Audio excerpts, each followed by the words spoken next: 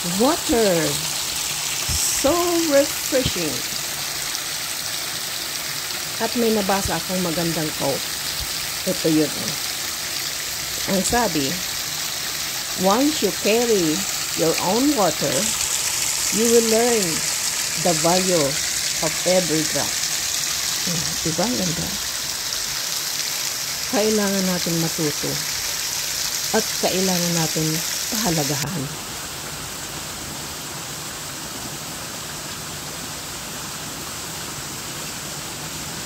Guys, nandito lang po ako sa Tai Kung Ao. So, nakita ko ito. Tubig galing sa bundok sa itaas.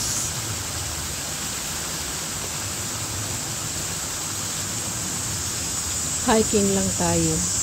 Kahit dahan-dahan lang ang lakad. Pampalakas. Kailangan healthy tayo, di ba?